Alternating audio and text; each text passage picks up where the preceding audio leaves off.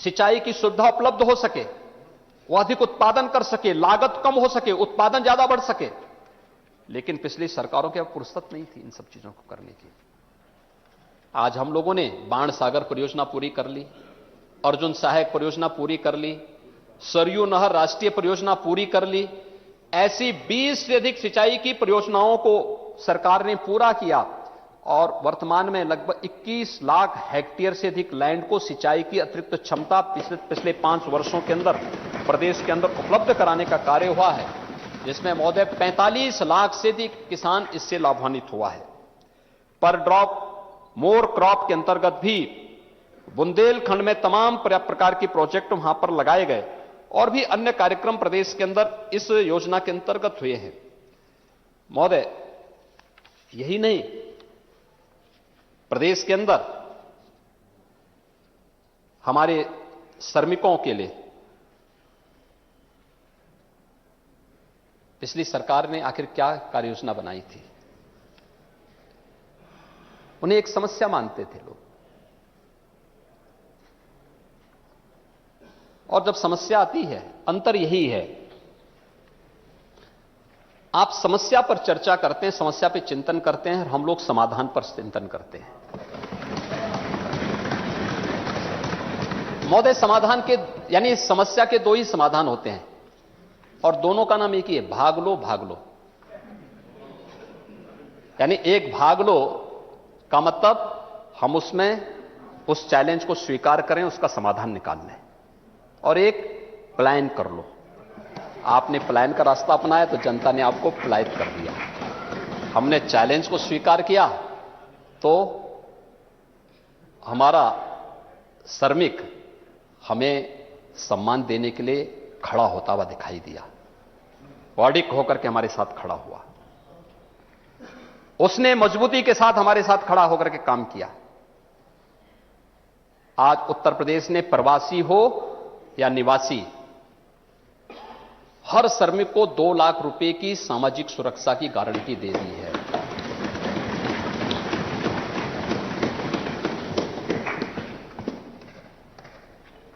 ₹5 लाख की स्वास्थ्य बीमा का कवर भी हर एक श्रमिक के लिए उत्तर प्रदेश के अंदर अनिवार्य कर दिया गया है।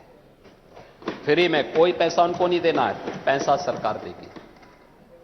यह सुविधा भी उन्हें उपलब्ध कराया जा रहा है। बटाईदार जितने भी हमारे थे जो खेती किसानी के साथ जुड़े होते थे, 5 लाख रुपए की मुख्यमंत्री कृषक बीमा दुर्घटना बीमा योजना के अंतर्गत उसे कवर करने की गारंटी भी सरकार ने उन्हें उपलब्ध करवा दी है। और यही नहीं, हर एक श्रमिक को कोविड महामारी के दौरान भरण पोषण भत्ता उपलब्ध करवाने का कार्य।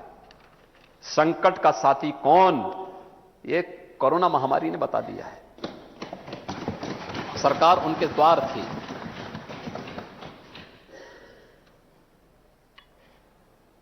राशन कार्ड की सुविधा हर एक श्रमिक को दी। और यही नहीं, नेशनल पोर्टेबिलिटी के माध्यम से अगर यूपी का कोई हमारा श्रमिक भाई किसी अन्य राज्य में कार्य कर रहा है, कार्ड उसने यहां बनाया है, तो उसे सुविधा प्रधानमंत्री जी ने दी है कि वो महाराष्ट्र के अंदर, दिल्ली के अंदर कहीं भी जाके राशन अपना ले सकता है। उसको नेशनल पोर्टेबिलिटी ये सुविधा उपलब्ध करवा रही है। यह सुविधा उत्तर प्रदेश के अंदर उपलब्ध करवाया गया। 1 नेशन 1 राशन कार्ड की सुविधा उत्तर प्रदेश के अंदर प्राप्त हुई है। उत्तर प्रदेश का हर श्रमिक इसका लाभ ले रहा है, या जो दूसरे राज्यों के श्रमिक उत्तर प्रदेश के अंदर हैं उन्हें भी इसका लाभ प्राप्त हो रहा है। अटल आवासीय विद्यालय श्रमिकों के बच्चों के लिए, वो आज कार्य करता था, आज लखनऊ में है। 2 महीने यहां कार्य किए, प्रोजेक्ट पूरा होने के बाद फिर वह जाता था आगरा। आगरा में जाने के बाद वहां पर भी कार्य करने का फिर तीसरी जगह चला जाता था। बच्चे उन्हीं के साथ घूमते रहते थे, स्कूल नहीं पढ़ पाते थे। और प्रधानमंत्री मोदी जी के मार्गदर्शन में आज हम लोग 18 कमिश्नरी में 18 अटल आवासीय विद्यालय खोल रहे हैं, जिसमें श्रमिकों के बच्चों की निःशुल्क पढ़ाई के साथ ही उन्हें हर प्रकार का प्रशिक्षण उपलब्ध करवाने का काम भी होगा। यह सरकार ने इस व्यवस्था को आगे बढ़ाने का काम प्रारंभ किया है। महोदय, हमारी जो भारतीय संस्कृति है, भारतीय संस्कृति में मातृशक्ति को बहुत सम्मान दिया गया है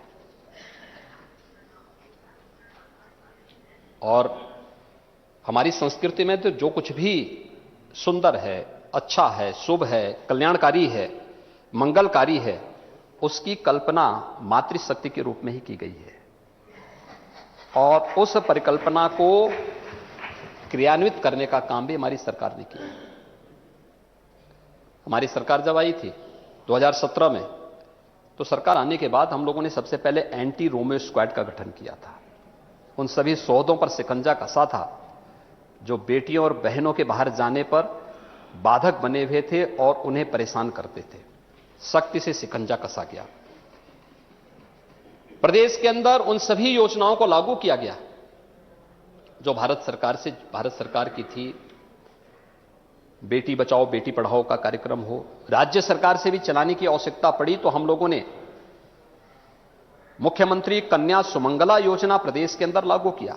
मुख्यमंत्री कन्या सुमंगला योजना के अंतर्गत हम लोग 6 चरणों में बेटी को शासन की ओर से एक मानदेय उपलब्ध करवाते हैं। बालिका के जन्म होने पर 2000 रुपये, 1 वर्ष की बालिका हो और टीकाकरण पूर्ण होने पर 1000 रुपये, कक्षा 1 में प्रवेश पर 2000 रुपये, कक्षा 6 में प्रवेश होने पर 2000 रुपये, कक्षा 9 में प्रवेश होने पर 3000 रुपये और 10वीं और 12वीं उत्तीर्ण करने के उपरांत या स्नातक में प्रवेश करने पर उसे 5000 रुपये, कुल 15000 रुपये की राशि राज्य सरकार के स्तर पर बेटी को मुख्यमंत्री कन्या सुमंगला योजना के माध्यम से उपलब्ध कराया जाता है और अब तक प्रदेश की 12,67,000 से अधिक बेटियां इससे आच्छादित हो चुकी हैं।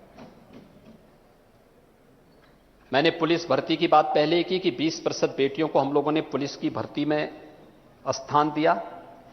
वे आज महिला सुरक्षा के साथ साथ मिशन शक्ति के कार्यक्रम को आगे बढ़ाने में अपना योगदान दे रहे हैं। आंगनबाड़ी है, आशा वर्कर हैं या फिर रसोइया हैं, इन सबके मानदेय को बढ़ाने का काम भी प्रदेश ने किया बड़े सम्मानजनक ढंग से। आज आप देखते होंगे वे आंदोलन नहीं बल्कि कोरोना जैसी महामारी के दौरान अपनी जान को जोखिम में डाल करके उन लोगों ने 25 करोड़ जनता को बचाने का काम भी किया। अभिनंदनीय है उनका काम।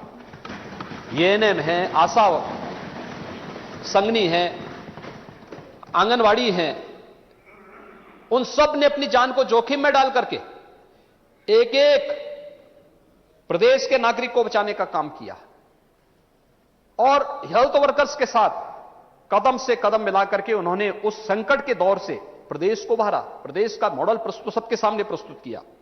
तो प्रदेश सरकार ने भी और भारत सरकार ने भी उनके सम्मान का संवर्धन करने की कार्रवाई को आगे बढ़ाया। महोदय, प्रदेश ने विगत 5 वर्ष के दौरान बहुत सारी अपनी ऐसे कार्यक्रम चलाए जो भारत सरकार के साथ मिलकर के डबल इंजन की सरकार का लाभ वास्तव में प्रदेश की जनता को प्राप्त हो सके। और डबल इंजन, हमारे नेता प्रतिपक्ष को डबल इंजन से हो सकता है परहेज हो, लेकिन डबल इंजन का लाभ किस रूप में प्रदेश की जनता को प्राप्त हुआ है, अगर मैं इसकी एक छोटी सी झांकी भी यहां प्रस्तुत कर लूं तो ईज ऑफ लिविंग के लक्ष्य को कैसे प्राप्त किया जा सकता है और कैसे किया गया, उसके लिए देखिए, ऐसा नहीं कि योजनाएं जो हैं केवल हमारे आने के बाद प्रारंभ हुई हो। देखिए, समस्या थी लेकिन समस्या का समाधान भी है।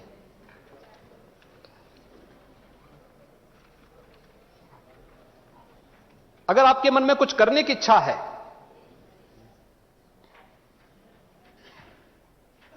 तो रास्ता अपने आप निकल जाता है, लेकिन करने की इच्छा नहीं तो बहाना भी निकल जाता है। आपने बहाना ज्यादा बनाया था, रास्ता नहीं निकाला था, रास्ता निकालने का प्रयास नहीं किया। भारत सरकार कह रही है स्वच्छ भारत मिशन और नेता प्रतिपक्ष कह रहे थे कि आप लोग शौचालय बनाने में एक्सपर्ट हैं। हां, क्यों नहीं, ये महारत हासिल है हम पे, हम लोगों ने किया है। क्योंकि शौचालय हमारे लिए केवल एक गरीब के घर में उसकी गरिमा की रक्षा करने का ही माध्यम नहीं बना था, बल्कि बहन बेटियों की सुरक्षा का भी माध्यम और उनके गौरव को बढ़ाने का भी माध्यम हमें मिला। 2,61,00,000 शौचालय प्रदेश के अंदर बने थे। जब स्वच्छ भारत मिशन चला था तो सबसे बड़ी बाधा, सबसे बड़ा बैरियर यूपी माना जा रहा था कि यूपी इसे प्राप्त कर पाएगा कि नहीं कर पाएगा। 2.5 साल का समय समाजवादी पार्टी की सरकार को प्राप्त हुआ था और 2.5 साल हमें 1.5 साल का ही समय मिला था, क्योंकि 2018 में ही इस लक्ष्य को पूरा करना था।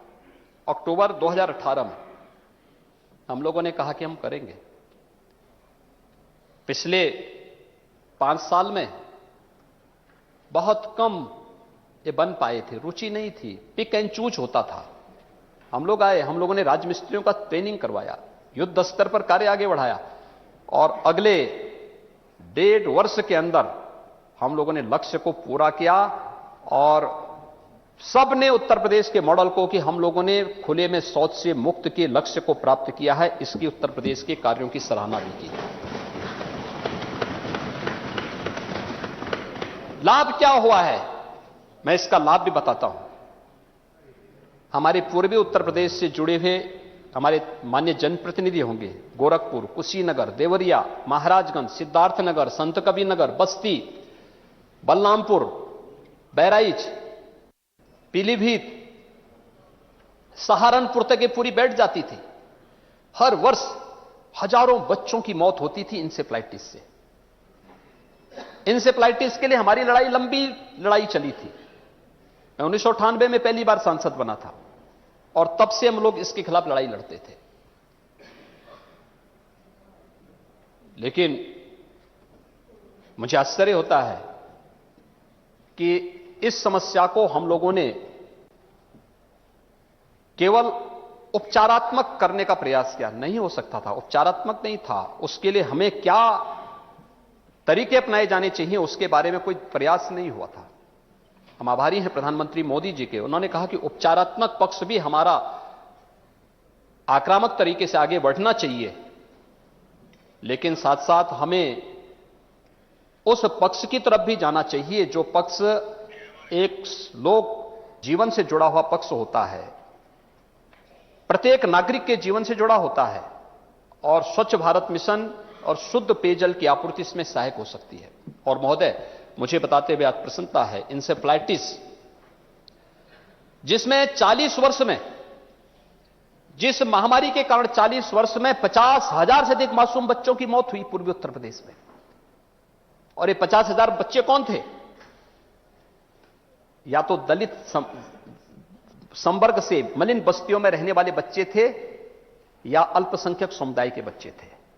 50,000 से अधिक बच्चे मरे थे, लेकिन कभी किसी ने इसके बारे में ध्यान नहीं दिया।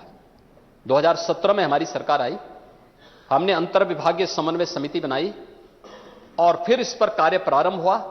केंद्र और प्रदेश सरकार ने सामूहिक रूप से कार्य किया। यहां पे हमने हॉस्पिटल भी किए, पीको बनाए, मिनी पीको का निर्माण किया, हमने आईटीसी का निर्माण किया, इंसेफ्लाइटिस ट्रीटमेंट सेंटर जगह जगह भी स्थापित किए और हमने शौचालय बनाने के साथ साथ शुद्ध पेयजल की आपूर्ति भी उन क्षेत्रों में करने का कार्य किया। आज परिणाम क्या है? इंसेफ्लाइटिस से 95% मौतें कंट्रोल हो चुकी हैं। इंसेफ्लाइटिस से जो बच्चे मरते थे आज नहीं मर रहे हैं। क्या ये शौचालय का परिणाम नहीं, शौचालय का निर्माण का परिणाम नहीं आया है? या वो बच्चे आपके वोट बैंक नहीं थे तो क्या आप उसके बारे में कोई कार्य योजना नहीं बनाएंगे? वो चौराहे में भाषण नहीं दे सकते थे, क्या आप उसके बारे में बोलेंगे नहीं? उन बच्चों की ही गलती थी या देश या प्रदेश उनकी उन प्रतिभा से वंचित रहा जो असमय कालकल्पित हुए? अन्यथा उनकी ऊर्जा हमें मिली होती, उनकी प्रतिभा का लाभ हमें मिला होता।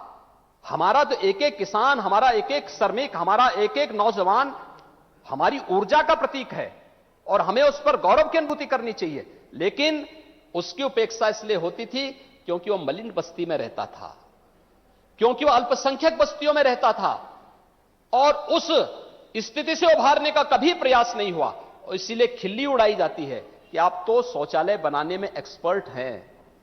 भाई हमारी तो योग्यता वही है भाई, हम लोग तो वहीं से निकले हैं कि कैसे उस समस्या को हमने देखा तो उस समस्या का समाधान का रास्ता भी हम लोग निकालेंगे। और आभारी है पूरा देश, 10 करोड़ लोगों को देश के अंदर एक एक शौचालय देने का काम प्रधानमंत्री मोदी जी के नेतृत्व में है।